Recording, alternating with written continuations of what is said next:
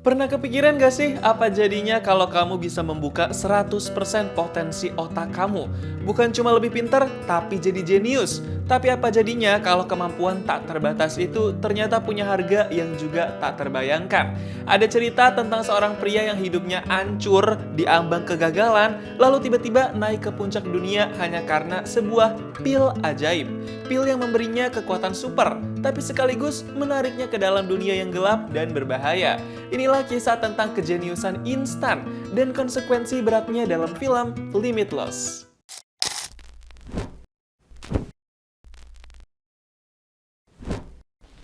Amang-amang gondrong yang hidupnya nggak keurus ini namanya Eddie, diperanin sama Bradley Cooper. Tapi kita panggil aja Mang Eddie.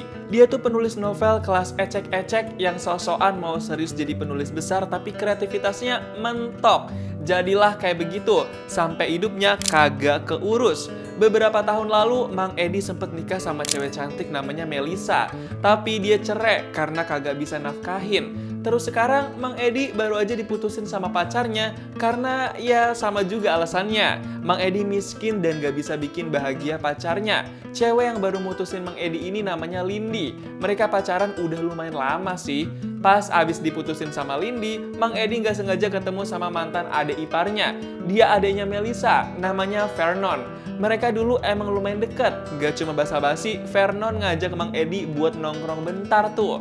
Pas lagi nongkrong, karena ngelihat kondisi Mang Eddie yang lagi semeraut dan gak keurus, Vernon mau nawarin sesuatu ke Mang Eddie. Vernon ngaku kerja di perusahaan farmasi dan dia punya obat menarik.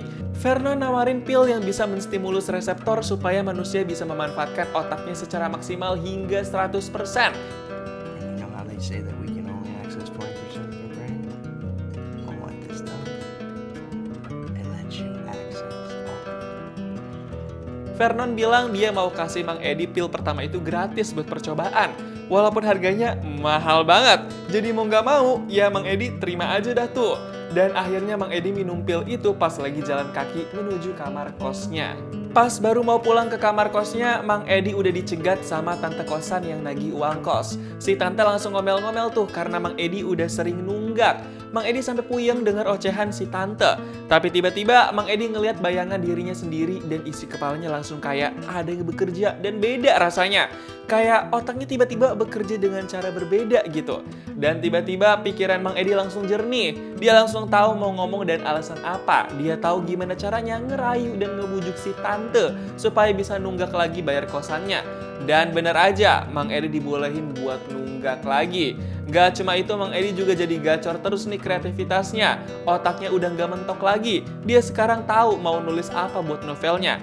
Tuh keyboard dia ketik-ketik mulu, kagak berhenti sama sekali. Tapi besok paginya pas bangun tidur, Mang Eddie ngerasa jadi dodol lagi otaknya.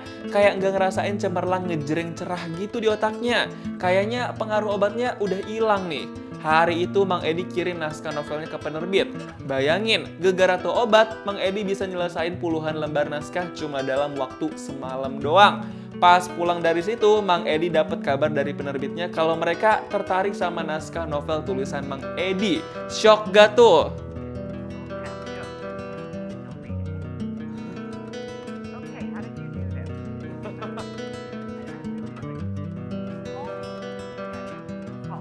Mang Eddie belum telepon penerbitnya, dia malah ke apartemen Vernon buat minta pil ajaib itu lagi. Tapi sebelum itu, Mang Eddie disuruh-suruh dulu sama Vernon buat beli makanan dan ambil laundry. Pas balik lagi ke apartemen Vernon, Mang Eddie shock. Tuh apartemen jadi berantakan banget. Sampai-sampai Mang Eddie ngeliat Vernon udah metong. Dia langsung panik sepanik-paniknya. Mang Eddie langsung telepon polisi buat minta bantuan karena dia juga ketakutan parah. Tapi pas dia coba geledah apartemennya Vernon, Mang Eddie nemuin sebongkah pil ajaib. Isinya ada bejibun di dalam plastik dan ada berlembar-lembar dolar juga. Dia ambil dah tuh sebelum polisi datang.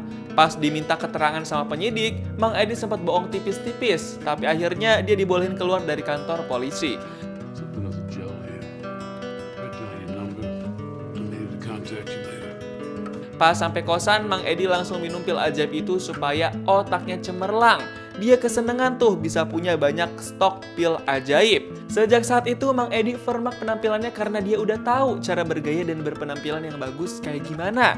Dia juga udah dikontrak sama penerbitnya dan bisa ngirim naskah-naskah novel baru. Sejak saat itu juga Mang Edi jadi jago main permainan yang bikin banyak untung.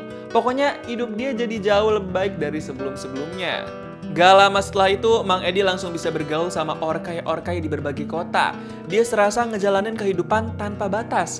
Bosen dengan penulisan, Mang Edi nyoba dunia investasi pasar saham.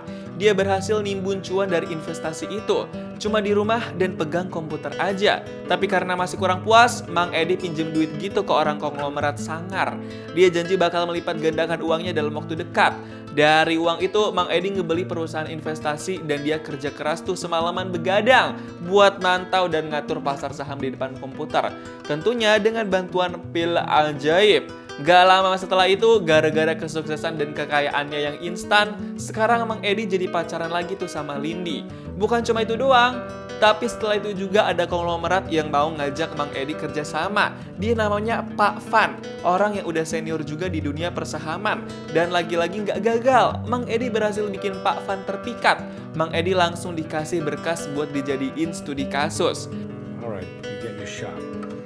Meet me tomorrow at the St. Regis at 10. Tell me how the Betsy little schmuck needs a ride home and restructure these deals. Habis ketemu Pak Van, tiba-tiba Mang Edi ngerasa isi kepalanya kacau. Mang Edi ngerasa berada di antara perbatasan ruang dan waktu. Dia ngerasa berpindah-pindah tempat dalam waktu yang singkat. Kayak semua tuh tanpa batas bisa dia jajaki. Apa jangan-jangan ini pengaruh dari pil ajaib? Besok pagi pas bangun tidur di kosan, Mang Edi panik karena kesiangan bangunnya. Padahal dia ada janji ketemuan lagi sama Pak Van hari ini buat bahas studi kasus yang dikasih. Kebetulan juga stok pil ajaib dia itu bukan di kosan, tapi di tempat lain dia amaninnya. Jadi dia nggak bisa minum pil ajaib itu sekarang. Padahal kan kondisinya lagi urgent banget ya. Mang Edi sampai telepon partnernya dan bilang kalau dia nggak bisa ketemuan sama Pak Van karena otaknya kosong dan dia nggak punya persiapan apa-apa. Tapi partnernya itu tetap maksa karena kesempatan nggak datang 2 kali. Akhirnya mau nggak mau, Mang Edi datengin deh tuh Pak Van.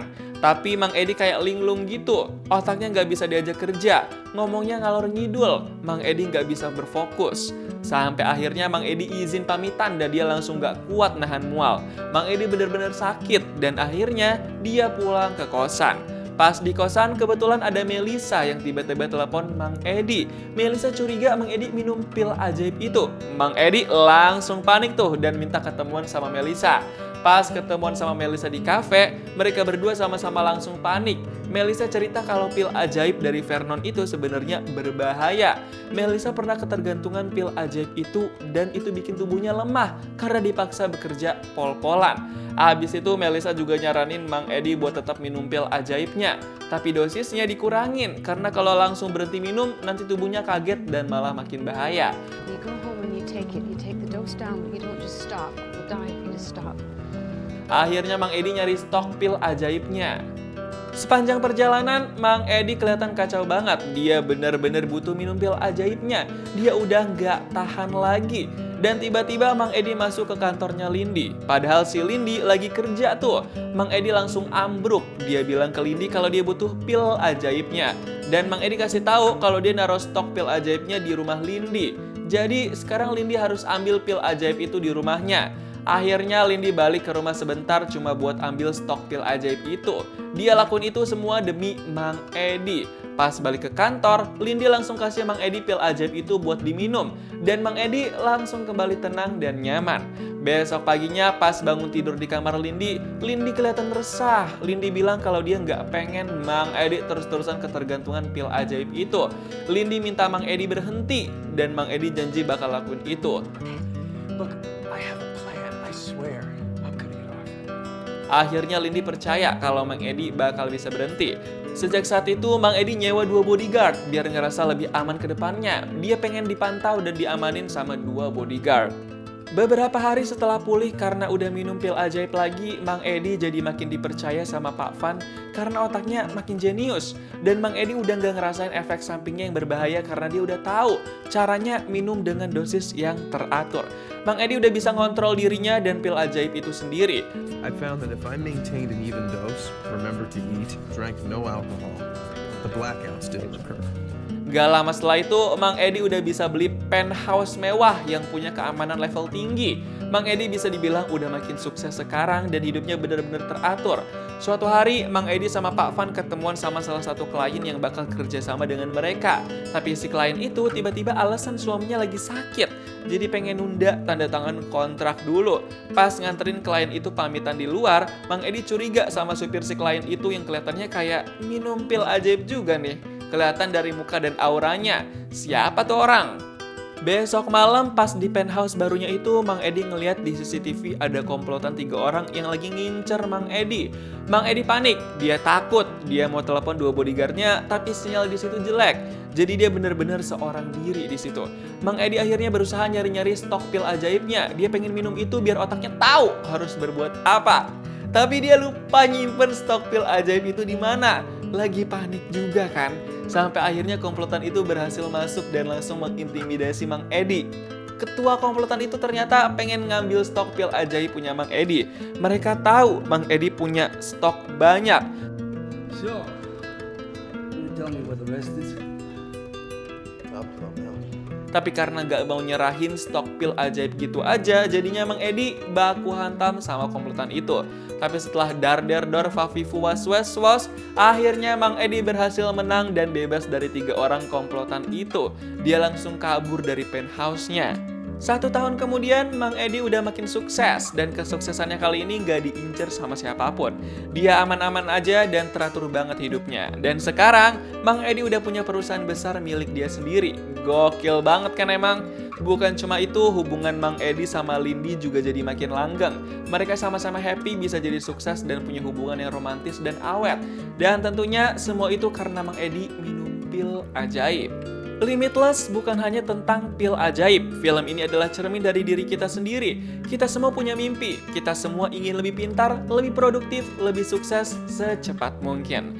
Tapi film ini mengingatkan jalan pintas mungkin terlihat mengagumkan. Tapi setiap jalan pintas punya harga.